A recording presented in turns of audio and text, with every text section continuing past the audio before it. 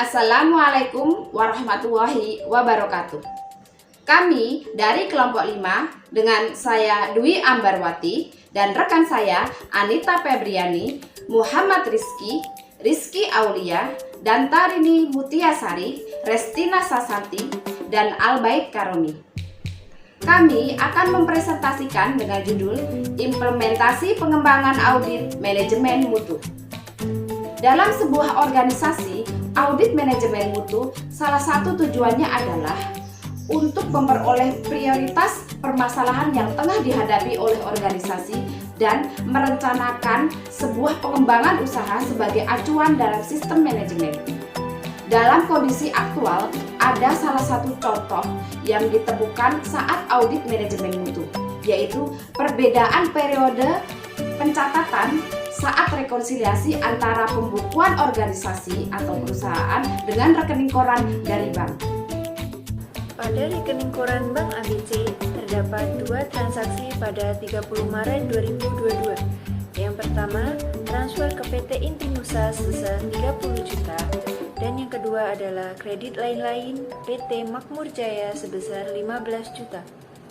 Pada pencatatan perusahaan PT Abadi terdapat 3 transaksi pada 30 Maret 2022.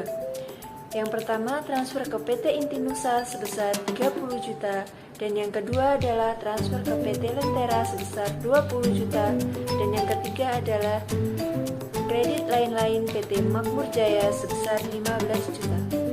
Kronologi, pada tanggal 30 Maret 2022, PT Abadi melakukan pembayaran menggunakan bank kepada 2 vendor, yaitu PT Intinusa dan PT Lentera.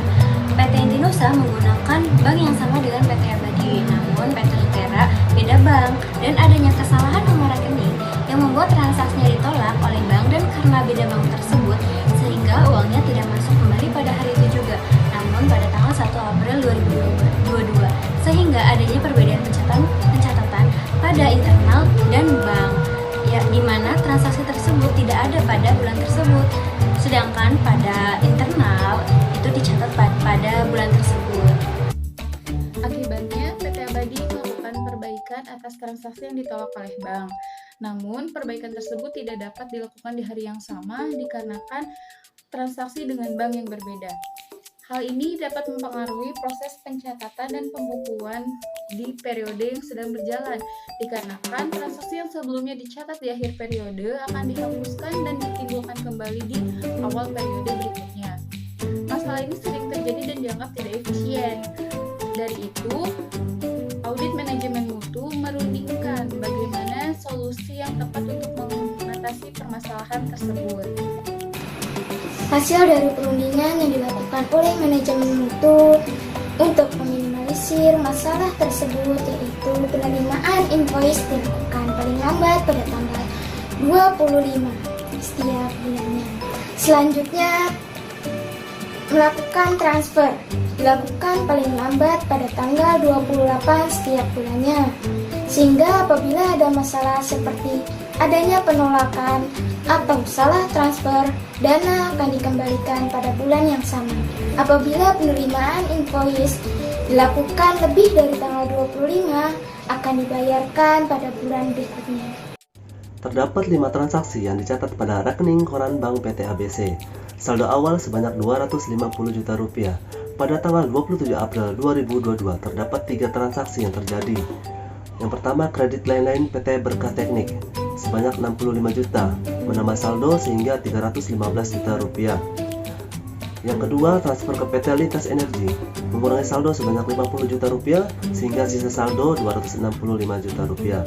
Yang ketiga, transfer ke PT Lentera mengurangi saldo 50 juta rupiah sehingga saldo yang tersisa pada tanggal 27 April sebanyak 215 juta rupiah.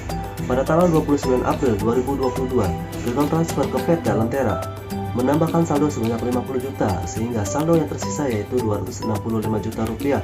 Pada tanggal 29 April juga transfer ke PT Lentera mengurangi saldo sebanyak 50 juta rupiah sehingga saldo akhir yaitu 215 juta rupiah. Terdapat 3 transaksi catatan perusahaan pada PT Abadi. Saldo awal sebanyak 250 juta rupiah.